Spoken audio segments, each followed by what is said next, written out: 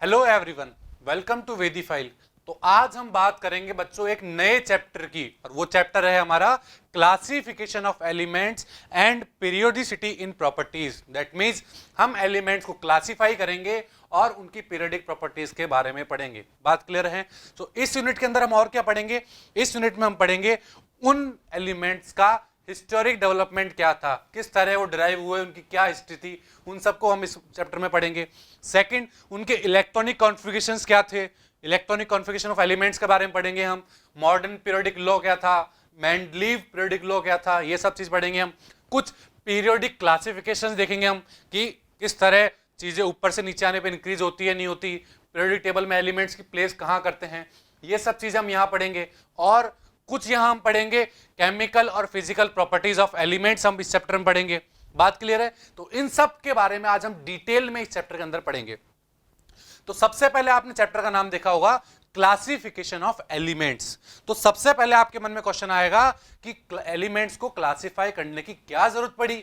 अगर हम एलिमेंट्स को क्या क्लासिफाई नहीं करते तो क्या हम उनकी स्टडी नहीं कर पाते क्या?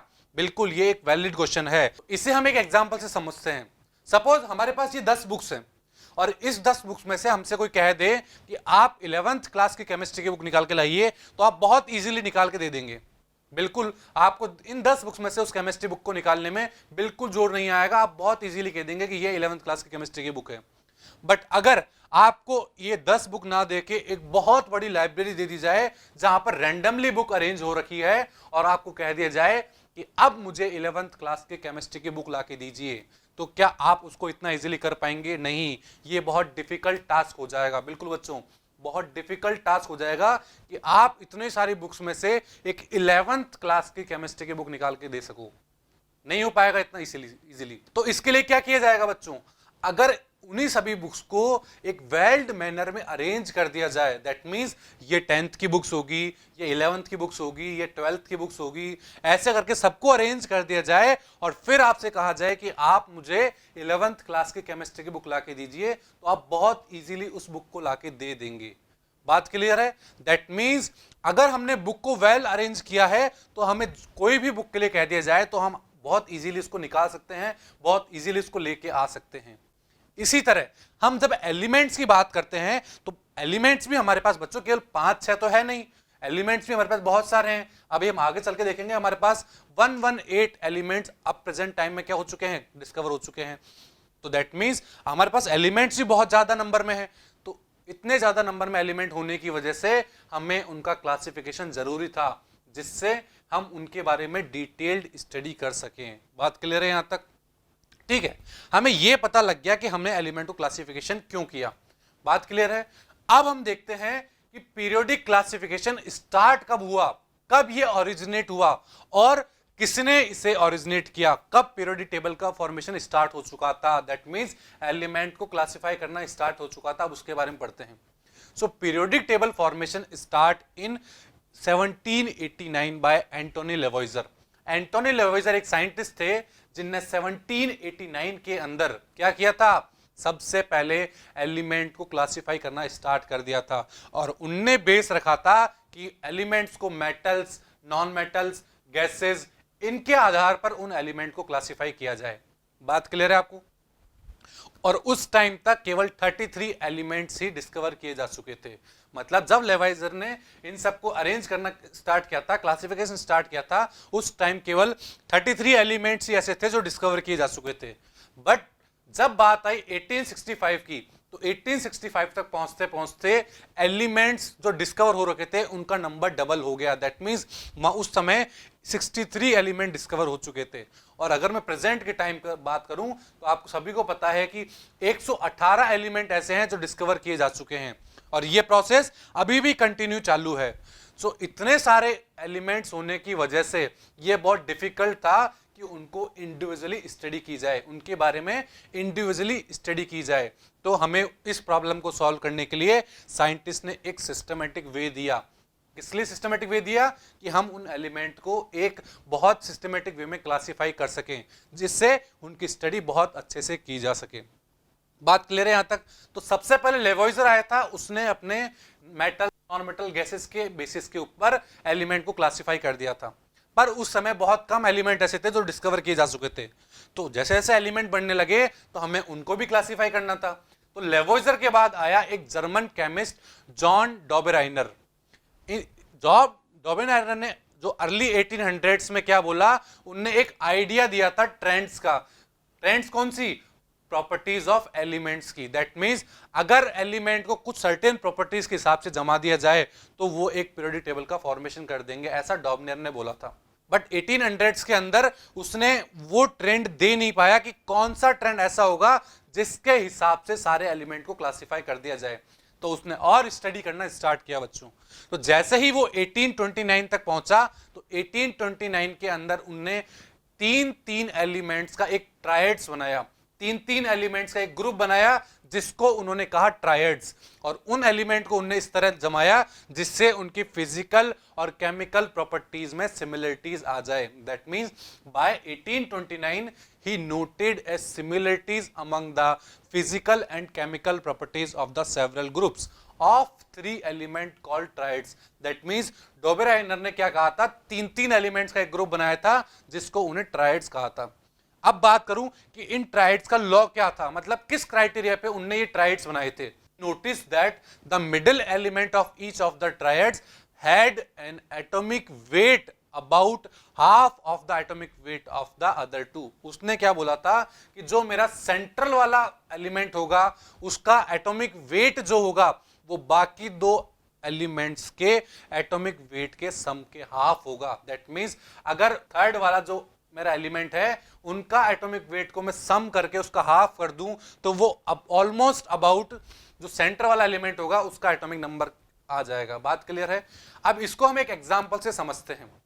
सो आप यहां पर एक टेबल देख पा रहे होंगे बच्चों। इस टेबल में आप देख पा रहे हैं कि एक साइड तो मेरे एलिमेंट दिए गए हैं जैसे कि लिथियम, सोडियम, पोटेशियम, और दूसरी साइड उनके एटॉमिक वेट दिए गए हैं। जैसे आप देख पा रहे हैं लिथियम का 7 दिया हुआ है, सोडियम का 23 दिया हुआ है और पोटेशियम का 39 दिया हुआ है। सो यहां पर आप देख पा रहे हैं बच्चों, मिडिल एलिमेंट है मेरा, इसके अंदर उस एलिमेंट का एटॉमिक वेट कितना है बच्चों? 23 है। दैट मींस अगर मैं फर्स्ट और थर्ड एलिमेंट दैट मींस 7 + 39 करूं और इसका हाफ कर देता हूं, दैट मींस तो मुझे 23 मिल जाएगा बच्चों। बिल्कुल, दैट मींस डॉबेराइनर ने क्या बोला था? डॉबेराइनर ने यही बोला था बच्चों कि जो मिडिल एलिमेंट होगा उसका एटॉमिक वेट जो होगा वो एटॉमिक वेट फर्स्ट और थर्ड एलिमेंट के एटॉमिक वेट को सम करके अगर उसका हाफ कर देंगे तो ऑलमोस्ट उसी के बराबर होगा। इसी तरह अगर मैं बात करूं कैल्शियम, स्ट्रोंशियम और बेरियम की, तो यहां भी आप देख सकते हो बच्चों इन तीन एलिमेंट है और इनका एटॉमिक वेट इधर साइड में दिया हुआ है। तो एटॉमिक वेट को आप देख के पता लगा रहे हो कि अगर मैं फर्स्ट और थर्ड एलिमेंट के एटॉमिक वेट को सम करके उसका हाफ कर देता हूं तो मुझे मिडिल एलिमेंट का एटॉमिक वेट मिल जाएगा। और इसी तरह का सिमिलरली जो ट्राइड था, इसी तरह का सिमिलर ट्रेंड हम इन तीन एलिमेंट्स में भी देख सकते हैं। क्लोरीन, ब्रोमीन, आयोडीन, अगर आप इसको भी चेक करोगे तो मिडिल एलिमेंट का जो एटॉमिक वेट होगा वो हाफ ही आ रहा होगा, ऑलमोस्ट हाफ होगा फर्स्ट और थर्ड एलिमेंट के एटॉमिक वेट से। बात क्लियर है आपको यहां तक? Also the properties of the middle element were in the between those of the other two members. That means जो मिडिल वाले एलिमेंट की जो प्रॉपर्टीज होगी वह भी ऑलमोस्ट इन दोनों फर्स्ट और थर्ड एलिमेंट के प्रॉपर्टीज के बीच में ही होगी, मतलब इन दोनों से कोई सिमिलरिटी रखती होगी। बात क्लियर है? Since Dobereiner's relationship referred to as the law of triads, Dobereiner का जो रिलेशनशिप था उसको लॉ ऑफ ट्रेड्स भी कहा जाता है, लॉ ऑफ ट्राइड्स भी कहा जाता है। बात क्लियर है? ये जो वर्क डॉबेराइनर ने किया था ये बहुत कम एलिमेंट ऐसे थे जिनके ऊपर अप्लाई हो पाया। इसकी वजह से इसे आगे जाके डिसमिस कर दिया गया, इसे नहीं माना गया क्योंकि बहुत कम एलिमेंट के ऊपर ये अप्लाई हो रहा था। दैट मीन्स हमें जैसे जैसे एलिमेंट बढ़ रहे थे तो हमें जरूरी था कि हमें क्लासिफिकेशन और कोई दूसरा तरीके वाला मिले, क्योंकि इससे बहुत कम एलिमेंट ही क्लासिफाई हो पा रहे थे। तो इसके बाद डॉबेराइनर के बाद क्या हुआ, एक इंग्लिश केमिस्ट आए, John Alexander Newlands. John Alexander Newlands जो आए थे वो आए थे 1865 के अंदर और उनने दिया था लॉ ऑफ ऑक्टेव्स। बिल्कुल बच्चों, क्या दिया था? Law of octaves. तो लॉ ऑफ ऑक्टेव्स क्या था बच्चों? लॉ ऑफ ऑक्टेव था कि जो ये न्यूलैंड्स आए थे, न्यूलैंड्स ने एलिमेंट को increasing order of atomic weight के अकॉर्डिंग अरेंज कर दिया और उनने देखा कि जो मेरा फर्स्ट और 8th एलिमेंट है वो दोनों आपस में सिमिलर प्रॉपर्टी रख रहे हैं। क्या मतलब हुआ इसका बच्चों कि जब न्यूलैंड्स आए उनने क्या किया, एलिमेंट्स को इंक्रीजिंग एटॉमिक वेट के ऑर्डर में अरेंज किया और उनने ये देखा कि फर्स्ट और 8th एलिमेंट जो है वो सिमिलर प्रॉपर्टीज रख रहे हैं आपस में। बिल्कुल बच्चों, कैसे रख रहे हैं, सिमिलर प्रॉपर्टीज। अगर हम इसको समझना चाहें तो हम इसको म्यूजिकल के जो ऑक्टेव्स होते हैं उनसे बहुत अच्छे से समझ सकते हैं। जैसे म्यूजिकल ऑक्टेव्स क्या होते हैं, हम पढ़ते हैं सा रे गा मा पा धा नी सा। तो आप देख पा रहे हो जो फर्स्ट नोट है मेरा सा और 8 नोट है मेरा सा, दोनों सिमिलर है। इसी तरह न्यूलैंड्स ने भी कहा था कि जो मेरा फर्स्ट और 8th एलिमेंट होगा वो क्या होंगे, उन दोनों की प्रॉपर्टीज ऑलमोस्ट सेम होगी। बिल्कुल ये कहा था न्यूलैंड्स ने। But the Newlands law of octave seem to be true only for elements up to calcium. But Newland का जो ये लॉ था वो केवल कैल्शियम तक ही अप्लाई हो रहा था, क्योंकि उसके बाद में डी ऑर्बिटल्स के एलिमेंट्स आना शुरू हो गए थे। दैट मीन्स कैल्शियम के बाद जब हम आगे मूव कर रहे थे तो वहां पे स्कैंडियम, टाइटेनियम ऐसे ग्रुप आना चालू हो गए थे। दैट मीन्स ऐसे एलिमेंट आना चालू हो गए थे जो डी ऑर्बिटल भी रख रहे थे। बिल्कुल बच्चों, तो वो इसको भी आगे तक नहीं बता पाया। बात क्लियर है। तो न्यूलैंड सब इसको क्लेरिफाई नहीं कर पाया, तो न्यूलैंड्स के बाद नया साइंटिस्ट आया बच्चों, मेंडलीव। बिल्कुल बच्चों, मेंडलीव आया।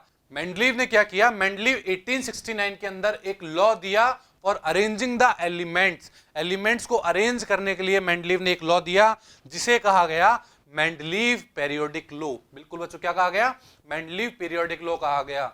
जो मेंडलीव ने जो पीरियोडिक लॉ दिया था उसमें उसने बहुत ज्यादा काम किया और एक टाइम तक मतलब 1869 तक उसने 63 एलिमेंट डिस्कवर कर लिए थे। बिल्कुल बच्चों, मतलब मेंडलीव के टाइम पर 63 एलिमेंट ऐसे थे जो डिस्कवर्ड किए जा चुके थे। बात क्लियर है। मेंडलीव पीरियोडिक लॉ क्या बोला बच्चों, Mendeleev periodic law states that the properties of the elements are a periodic function of their atomic weights. That means atomic weight के ऊपर क्या डिपेंड करती है, एलिमेंट्स की प्रॉपर्टीज डिपेंड करती है, ऐसा बोला मेंडलीव ने। दैट मींस उसने ये कहा कि थोड़े थोड़े इंटरवल के बाद एटम्स की प्रॉपर्टी सेम होने लगती है। दैट मींस मेंडलीव ने एलिमेंट्स को हॉरिजॉन्टल रो और वर्टिकल कॉलम में क्या किया, हॉरिजॉन्टल रो और वर्टिकल कॉलम में प्लेस कर दिया। और किस बेसिस पे किया, increasing order of atomic weight के अकॉर्डिंग उसने एलिमेंट्स को हॉरिजॉन्टल रो में और वर्टिकल कॉलम्स में अरेंज कर दिया। And in such A way that elements with similar properties occupy the same vertical column. और उनको अरेंज कुछ इस तरह किया कि जो एलिमेंट सिमिलर प्रॉपर्टीज रखते हो वो एक ही कॉलम में आ जाएं। क्या मतलब हुआ इसका, इसका मतलब ये हुआ सपोज कोई भी दो एलिमेंट है वो आपस में सिमिलर प्रॉपर्टीज रख रहे हैं तो वो एक ही कॉलम में आ जाएं। इस तरह कुछ मेंडलीव ने एलिमेंट्स को क्या किया, प्लेस किया। और किस बेसिस पे किया था, उसने किया था उनकी एटॉमिक वेट के अकॉर्डिंग। बात क्लियर है। Mendeleev arranged the element on the basis of their chemical properties. If they have similar chemical properties, then place them together. Mendeleev ने एलिमेंट्स को उनके एटॉमिक वेट बोल दूं या फिर केमिकल प्रॉपर्टीज बोल दूं, केमिकल प्रॉपर्टीज के बेसिस पर अरेंज किया और ये बात का ध्यान रखा कि जो सिमिलर प्रॉपर्टीज रखते हो उन दोनों को साथ में रखा जाए। बात क्लियर है। But he realized that some of the element did not fit with his scheme of classification. उसने ये रियलाइज किया कि कुछ एलिमेंट ऐसे भी हैं मेरे जो इस क्लासिफिकेशन के हिसाब से फिट नहीं बैठ रहे हैं। दैट मीन्स कुछ एलिमेंट ऐसे होंगे जो जिसका एटॉमिक वेट ज्यादा है वो पहले आ रहा है और जिसका एटॉमिक वेट कम है वो बाद में आ रहा है। बात क्लियर है। इसी तरह अगर मैं एग्जांपल की बात करूं तो आप इस पीरियोडिक टेबल में देख पा रहे हैं एक आयोडीन और एक टेलरियम दिया हुआ है। बिल्कुल बच्चों, टेलरियम आपको ग्रुप 6 में दिखाई दे रहा है और आयोडीन आपको ग्रुप 7 में दिखाई दे रहा है। अब मैं इनके एटॉमिक वेट की बात करूं तो एटॉमिक वेट में आप देख पा रहे हैं कि आयोडीन का एटॉमिक वेट कम है जबकि टेलरियम का एटॉमिक वेट ज्यादा है। बात क्लियर है आपको। दैट मींस मेंडलीव के हिसाब से तो जिसका एटॉमिक वेट ज्यादा है वो बाद में आना चाहिए था और जिसका एटॉमिक वेट कम है वो पहले आना चाहिए था। बट यहां पर एक एक्सेप्शन दिखाई दे रहा था हमें। बात क्लियर है आपको यहां तक। बट आयोडीन को उसने बाद में क्यों रखा, क्योंकि उसकी सिमिलरिटीज क्लोरीन ब्रोमीन के जैसे मिलती हुई थी, इसलिए उसने आयोडीन को बाद में लिखा। बात क्लियर है। But he ignored the order of atomic weights. उसने एटॉमिक वेट को इग्नोर कर दिया और सोचा कि एटॉमिक मेजरमेंट गलत भी हो सकते हैं। मतलब जो ये एटॉमिक वेट है वो गलत भी हो सकते हैं। बट उसने किसको प्रायोरिटी दी? उसने priority the similar properties of elements की। बिल्कुल, हमने क्या बोला कि आयोडीन किसकी तरह सिमिलरिटी रख रहा था? फ्लोरीन, क्लोरीन, ब्रोमीन, इनकी जैसी सिमिलरिटीज रख रहा था आयोडीन, इसलिए उसने आयोडीन को बाद में प्लेस किया और टेलरियम को पहले प्लेस कर दिया। जबकि अगर एटॉमिक वेट के हिसाब से जमाने जाएंगे हम, तो एटॉमिक वेट के हिसाब से टेलरियम बाद में आना चाहिए था और आयोडीन पहले आना चाहिए था। बात क्लियर है? At the same time, keeping his primary aim of arranging the elements of similar properties in the same group, he proposed that some of the element were still undiscovered। इस properties को ध्यान में रखते हुए उसने कुछ ऐसे एलिमेंट की प्रॉपर्टीज भी बता दी जो अभी तक डिस्कवर ही नहीं किए गए थे।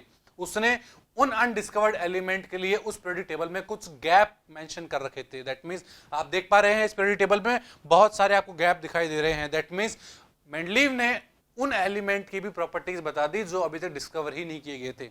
फॉर एग्जाम्पल आप देख पा रहे हैं गैलिनियम और जर्मेनियम, ये दोनों एलिमेंट उस समय डिस्कवर ही नहीं किए गए थे। दैट मीन्स ये इनका डिस्कवर होना उस समय बाकी था, पर मेंडलीव ने बिल्कुल इन्हीं के अकॉर्डिंग इनकी प्रॉपर्टीज दे दी थी। बिल्कुल बच्चों, इनकी प्रॉपर्टीज दे दी थी और उसने ये तक बता दिया था कि यहां पर ये एलिमेंट आने वाला है, पर उस समय ये दोनों एलिमेंट डिस्कवर नहीं हुए थे और उसने इनका नाम दिया था, एक का नाम दिया था एका एल्यूमिनियम और एक का नाम दिया था एका सिलिकॉन। दैट मीन्स जो इसके नीचे आने वाले एलिमेंट हैं उनको नाम दिया था एका एल्यूमिनियम और एका सिलिकॉन, और बाद में उन्हें गैलेनियम और जर्मेनियम बोला गया। That means Mendeleev predicted not only the existence of gallium and germanium but also describe some of their general physical properties. बिल्कुल बच्चों, केवल उसने उनके बारे में बताया ही नहीं, उनके बारे में फिजिकल प्रॉपर्टीज, केमिकल प्रॉपर्टीज भी उसने पहले ही बता दी थी जब वो डिस्कवर नहीं हुए थे। बात क्लियर है आपको यहां तक? Now we talk about the limitation of periodic table. अब तक हमने पढ़ा कि मेंडलीव ने क्या क्या दे दिया था। मेंडलीव ने हमें ये दे दिया था कि उसने पहले से ही प्रॉपर्टी बता दी थी जो एलिमेंट डिस्कवर नहीं होते। एटॉमिक वेट के इंक्रीजिंग ऑर्डर में उसने एलिमेंट्स को अरेंज कर दिया था और कुछ ऐसा रखा था कि जो एलिमेंट सिमिलर प्रॉपर्टीज रख रहे हो वो सेम ग्रुप के अंदर लाई करे। दैट मींस सेम कॉलम के अंदर हो, सेम वर्टिकल कॉलम के अंदर। बात क्लियर है? अब हम बात करते हैं कि लिमिटेशन क्या थी मेंडलीव पीरियोडिक टेबल की। It could not explain about the position of isotopes. Mendeleev ने आइसोटोप्स की पोजिशन के बारे में कभी जिक्र नहीं किया। हाँ, ये बात अलग है, उस टाइम आइसोटोप को डिस्कवर ही नहीं किया गया था, लेकिन बाद में तो किया गया, पर मेंडलीव ने इसके बारे में कोई इंफॉर्मेशन हमें नहीं दी। सेकंड में बात कर दूं, सेकंड क्या होगा? सेकंड में मेंडलीव ने देखा कि कुछ एलिमेंट ऐसे थे जिनका एटॉमिक वेट ज्यादा था, तो फिर भी वो पहले रखे जा रहे थे, और कुछ एलिमेंट ऐसे थे जिनका एटॉमिक वेट कम है, वो बाद में रखे जा रहे थे। जैसा कि हमने किसका देखा था? जैसा कि हमने देखा था बच्चों कि आयोडीन और टेलेरियम थे हमारे, उसमें टेलेरियम का एटॉमिक वेट ज्यादा होने के बाद भी वो पहले रखा हुआ था और आयोडीन का एटॉमिक वेट कम होने के बाद भी उसे बाद में रखा गया था, तो इसको भी वो क्लासिफाई नहीं कर पाया, उसने इसे इग्नोर कर दिया था। थर्ड में बात करूं हाइड्रोजन की, मेंडलीव ने हाइड्रोजन को कहीं प्लेस ही नहीं किया। दैट मीन्स उसकी पोजीशन के बारे में नहीं बता पाया। क्यों? क्योंकि हाइड्रोजन के पास मिक्स टाइप की प्रॉपर्टीज थी। एक तो वो मेटल्स की तरह बिहेव कर रहा था, एल्कली मेटल्स की तरह, और एक वो बिहेव कर रहा था हेलोजेंस की तरह। That means bromine, chlorine, iodine, ये सब देख पा रहे हैं, ये हेलोजेंस हैं, इनकी तरह बिहेव कर रहा था हाइड्रोजन, और एक हाइड्रोजन मेरा एल्कली मेटल की तरह बिहेव कर रहा था। तो मेंडलीव फिक्स नहीं कर पाया कि हाइड्रोजन को हम कहां प्लेस करेंगे। That means Mendeleev can't explain the position of hydrogen atom. बात क्लियर है आपको यहां तक? अब आता है बच्चों स्टोरी में एक ट्विस्ट, और ट्विस्ट क्या आता है? 1913 के अंदर एक नया साइंटिस्ट आए, हेनरी मोज़ले। बिल्कुल बच्चों, कौन? हेनरी मोज़ले करके 1913 में एक नए साइंटिस्ट आए, और उन हेनरी मोज़ले ने क्या किया? उनने एक एक्सपेरिमेंट परफॉर्म किया, X-ray radiated by different element. बिल्कुल बच्चों, उनने एक्सरे के ऊपर एक एक्सपेरिमेंट परफॉर्म किया। सो उनने क्या पाया? उनने एक ग्राफ बनाया बच्चों, किस किस के बीच में? Frequency of X-ray and atomic number के बीच में उन्होंने ग्राफ बनाया, और उनने देखा कि उन्हें एक स्ट्रेट लाइन मिल रही है। बिल्कुल बच्चों, आप देख पा रहे हैं कि फ्रीक्वेंसी और एटॉमिक नंबर के बीच में ग्राफ बनाया था, और वहां पर उन्हें एक स्ट्रेट लाइन फॉर्म होती हुई दिखी, which shows that the atomic number increases, the frequency of X-ray is also increases. क्या मतलब हुआ इसका? इसका मतलब ये हुआ कि अगर हमारा एटॉमिक नंबर बढ़ रहा है तो हमारी फ्रीक्वेंसी भी बढ़ रही है। दैट मीन्स उसे यहां से थोड़ा थोड़ा आइडिया लगने लगा कुछ चीज का। इसको हम बाद में बात करते हैं कि उसने किस चीज का आइडिया लगाया था। अब दोबारा हम देखते हैं कि अगर एक और ग्राफ उसने एटॉमिक मास के साथ बनाया तो वो उसने क्या ऑब्जर्व किया होगा। जैसा कि आप यहां देख पा रहे हैं कि जब उसने एक्सरे फ्रीक्वेंसी का ग्राफ एटॉमिक मास के साथ बनाया तो वहां उसे स्ट्रेट लाइन नहीं मिली बच्चों, बिल्कुल वहां उसे स्ट्रेट लाइन नहीं मिली, वहां उसे कुछ इस तरह की लाइन मिली। That means he noticed that the frequency is dependent on atomic number, not on the atomic mass. That means Henry मोजले ने क्या कहा कि जो एक्सरे की जो फ्रीक्वेंसी है वो एटॉमिक नंबर के ऊपर डिपेंडेंट है, एटॉमिक मास के ऊपर डिपेंडेंट नहीं है। That means Moseley says that atomic number is more fundamental property than atomic mass। बिल्कुल बच्चों, तो उसने वहां से बताया कि एटॉमिक नंबर एक मोर फंडामेंटल प्रॉपर्टी है, किसके कंपेयर में, एटॉमिक मास के कंपेयर में। बात क्लियर है बच्चों कि हेनरी ने क्या कहा था, बिल्कुल। So he says that element which are placed in periodic table are on the basis of increasing atomic number, not on the increasing atomic weight। तो उसने सारा खेल को बदल दिया। उसने क्या बोला कि पीरियोडिक टेबल के अंदर जो एलिमेंट को प्लेस किया गया है उन्हें increasing order of atomic number के हिसाब से करना चाहिए, ना कि increasing order of atomic mass. बिल्कुल बच्चों, क्योंकि आपने देखा था कि जब हमने फ्रीक्वेंसी ऑफ एक्सरे और एटॉमिक नंबर के बीच में जो ग्राफ बनाया था तो हमें कैसा मिला था बच्चों, हमें एक स्ट्रेट लाइन मिली थी बच्चों, बिल्कुल एक स्ट्रेट लाइन मिली थी। दैट मींस एटॉमिक नंबर पर पूरा पूरा डिपेंड करता है हमारा क्या, एक्सरे फ्रीक्वेंसी। दैट मींस अगर पीरियोडिक टेबल हमें बनानी है तो वहां हमें क्या करना पड़ेगा, हमें इंक्रीजिंग एटॉमिक नंबर के ऑर्डर में एलिमेंट्स को अरेंज करना पड़ेगा। बात क्लियर है आपको यहां तक। सिमिलरली द हेनरी मोजले convert the Mendeleev periodic law into modern periodic law. Henry मोजले ने जो मेंडलीव पीरियोडिक लॉ दिया गया था उसको मॉडर्न पीरियोडिक लॉ में कन्वर्ट कर दिया। एंड क्या बोलता है वो लॉ, ये लॉ बोलता है the physical and chemical properties are the periodic function of their atomic number. बिल्कुल बच्चों, दैट मींस जो हमारी फिजिकल और केमिकल प्रॉपर्टीज होती है किसी एलिमेंट की वो किसकी पीरियोडिक फंक्शन होती है, एटॉमिक नंबर की। दैट मींस एक इंटरवल के बाद हम देख पा रहे हैं कि दो एलिमेंट्स की जो फिजिकल और केमिकल प्रॉपर्टीज होगी वो सेम हो जाएगी जब उन्हें एटॉमिक नंबर के हिसाब से अरेंज किया जाएगा। बात क्लियर है आपको यहां तक। अब इस मॉडर्न पीरियोडिक लॉ के हिसाब से बहुत तरह के फॉर्मेट दिए गए पीरियोडिक टेबल को बनाने के लिए, बट उनमें से जो सबसे ज्यादा मोस्ट वाइडली यूज फॉर्मेट था वो है हमारा long form of periodic table. That means आप यहां पर ये पीरियोडिक टेबल देख पा रहे हैं, ये थी हमारी long form of periodic table. So आप क्या देख पा रहे हैं इस पीरियोडिक टेबल में, यहां पर आप देख पा रहे हैं कि जो हॉरिजॉन्टल रोज है जिसको मेंडलीव ने सीरीज कहा था उन्हें long form of periodic table में कहा गया पीरियड्स। बात क्लियर है। और जो वर्टिकल कॉलम्स थे उसको यहां पर कहा गया था बच्चों ग्रुप। बिल्कुल बच्चों, दैट मींस जो हॉरिजॉन्टल रोज है उन्हें कहा गया पीरियड्स और जो वर्टिकल कॉलम आपको दिखाई दे रहे हैं उन्हें कहा गया बच्चों ग्रुप कहा गया उसे। बात क्लियर है। There are 7 periods. यहां पर अगर मैं बात करूं कितने पीरियड्स हैं तो आप देख पा रहे हैं 1 2 3 4 5 6 7 पीरियड्स यहां पर दिए हुए हैं। और कितने ग्रुप्स दिखाई दे रहे हैं आपको यहां पर टोटल 18 ग्रुप दिखाई दे रहे हैं। आप देख पा रहे हैं कि आपको 18 ग्रुप दिख रहे हैं यहां पे। बात क्लियर है। Here we see that the number of elements are different. That means अगर मैं बात करूं अलग अलग पीरियड्स की तो मुझे कुछ पीरियड्स में तो बहुत कम नंबर में एलिमेंट दिख रहे हैं और कुछ पीरियड्स ऐसे हैं जहां पर मुझे बहुत ज्यादा नंबर में एलिमेंट दिख रहे हैं। तो मैं बात करता हूं कौन से पीरियड में कितने एलिमेंट हैं। आप फर्स्ट पीरियड के अंदर देख पा रहे हैं कि यहां पर 2 ही एलिमेंट मुझे दिखाई दे रहे हैं। बट अगर मैं सेकेंड पीरियड की बात करूं तो सेकेंड पीरियड में मुझे 8 एलिमेंट दिखाई दे रहे हैं। देख पा रहे हैं आप कि मुझे 8 एलिमेंट दिखाई दे रहे हैं। इसी तरह अगर मैं थर्ड पीरियड की बात करता हूं तो थर्ड पीरियड में भी मुझे 8 एलिमेंट दिखाई दे रहे हैं। बिल्कुल बच्चों। फोर्थ पीरियड में आप देख पा रहे हैं, फोर्थ पीरियड में बच्चों 18 एलिमेंट प्रेजेंट हैं। बिल्कुल कितने प्रेजेंट हैं, 18 एलिमेंट प्रेजेंट हैं, क्योंकि बीच में यहां पर ये डी ब्लॉक जो होते हैं हमारे वो एलिमेंट भी यहां इंक्लूड हो चुके हैं। इसी तरह मैं फिफ्थ पीरियड की बात करूं तो फिफ्थ में भी मुझे 18 एलिमेंट ही दिखाई दे रहे हैं। बिल्कुल बच्चों, फिफ्थ में भी मुझे 18 एलिमेंट दिखाई दे रहे हैं।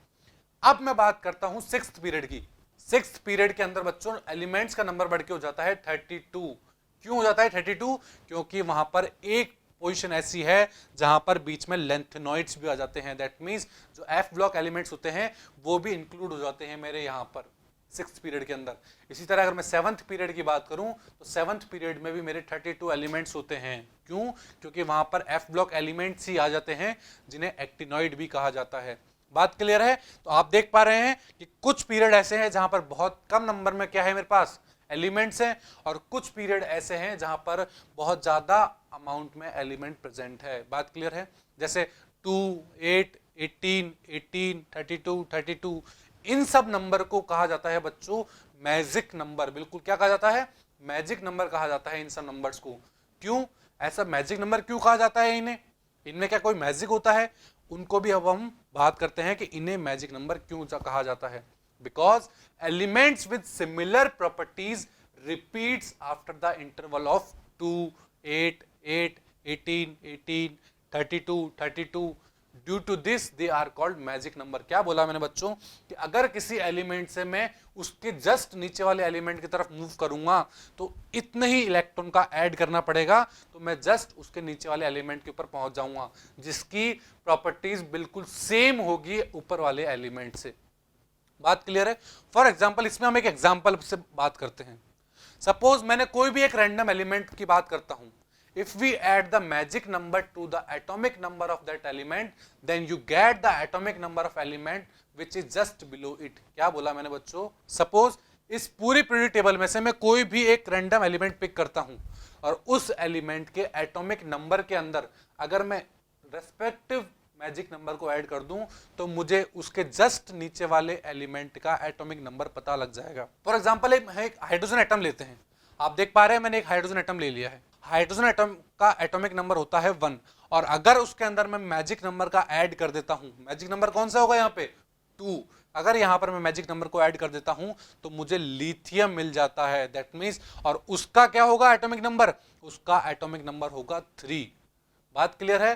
दैट मींस हाइड्रोजन का एटॉमिक नंबर के अंदर मैंने मैजिक नंबर को ऐड किया तो मुझे लिथियम का एटॉमिक नंबर मिल गया जो कि 3 होता है। इसी तरह मैं बात करूं कि अगर मुझे लिथियम से सोडियम का एटॉमिक नंबर पता करना है तो लिथियम का एटॉमिक नंबर हमको पता है बच्चों 3 होता है, उसके अंदर हमने मैजिक नंबर ऐड करना है तो मैजिक नंबर यहां क्या ऐड करेंगे हम? 8। यहां हमने 8 ऐड किया तो हमें क्या मिल गया? सोडियम मिल गया बच्चों। और सोडियम का एटॉमिक नंबर कितना होता है? 11। जैसे हमने क्या बोला था? हमने बोला था कि अगर लिथियम के अंदर हम मैजिक नंबर को ऐड कर देते हैं तो जस्ट उसके नीचे वाले एलिमेंट का एटॉमिक नंबर मिल जाता है। तो लिथियम का क्या था बच्चों? एटॉमिक नंबर 3 था, और उसमें हमने मैजिक नंबर 8 को ऐड कर दिया तो हमें 11 मिल चुका है। बात क्लियर है? और हमने यहाँ पर मैजिक नंबर 8 ही क्यों लिया? क्योंकि उससे नीचे तक आने में हमें 8 एलिमेंट्स का रास्ता तय करना पड़ेगा। बिल्कुल 8 एलिमेंट बाद वो हमारा नया एलिमेंट वहां पर आ जाएगा। इसी तरह मैं बात करूं कि मुझे सोडियम से पोटेशियम जाना है तो मैं क्या करूंगा? सोडियम के एटॉमिक नंबर के अंदर मैं 8 मैजिक नंबर का ऐड कर दूंगा, दैट मींस मैजिक नंबर 8 जो होगा हमारा उसको ऐड कर दूंगा तो मुझे पोटेशियम का एटॉमिक नंबर मिल जाएगा जो कि होगा 19।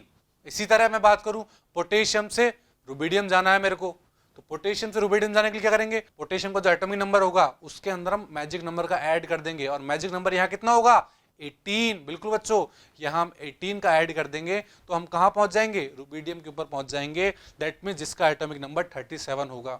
तो इस तरह हम किसी भी एलिमेंट को चूज करके हम कोई भी मैजिक नंबर ऐड करके, कोई भी मतलब उसका रेस्पेक्टिव मैजिक नंबर ऐड करके उसके जस्ट नीचे वाले एलिमेंट का एटॉमिक नंबर फाइंड आउट कर सकते हैं। बात क्लियर है कि क्यों इन्हें मैजिक नंबर कहा जाता है? चलो इसी तरह हम एक और एग्जांपल लेते हैं। सपोज अब मैं लेता हूं एक कॉपर एलिमेंट। बिल्कुल आप देख पा रहे हैं ये कॉपर एलिमेंट मैंने ले लिया है। अब इसका एटॉमिक नंबर कितना होता है बच्चों? कॉपर का एटॉमिक नंबर होता है 29। बात क्लियर है? अब हमें कॉपर से मूव करना है सिल्वर की तरफ। बात क्लियर है? सिल्वर की तरफ जाना है तो हमें यहां पर क्या करना पड़ेगा? हमें यहां पर एक मैजिक नंबर ऐड करना पड़ेगा।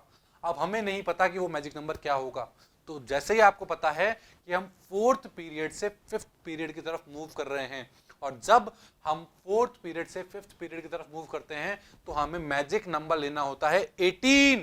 बिल्कुल बच्चों, तो अगर मैं कॉपर के एटॉमिक नंबर के अंदर इस 18 को ऐड कर देता हूं तो मुझे सिल्वर का एटॉमिक नंबर मिल जाएगा। और कितना होगा वो होगा 47। आप देख पा रहे हैं कि मैंने कॉपर के एटॉमिक नंबर के अंदर 18 जो है मेरा मैजिक नंबर है उसको ऐड कर दिया, तो मुझे सिल्वर का एटॉमिक नंबर मिल गया जो कि है 47। बात क्लियर आपको? सो आई होप आप सबको ये समझ में आया होगा कि किस तरह हमने मैजिक नंबर का यूज सीखा, किस तरह साइंटिस्ट ने एलिमेंट को क्लासिफाई किया, किस तरह डराइव कर रहे थे। बात क्लियर है? तो ये था एक जनरल इंट्रोडक्शन हमारा क्लासिफिकेशन ऑफ एलिमेंट्स का। इसी तरह हम धीरे धीरे आगे जाके इसकी केमिकल प्रॉपर्टीज, फिजिकल प्रॉपर्टीज, इन सबको पढ़ेंगे, जो आई होप आपको समझ में आ रहा होगा। Thank you.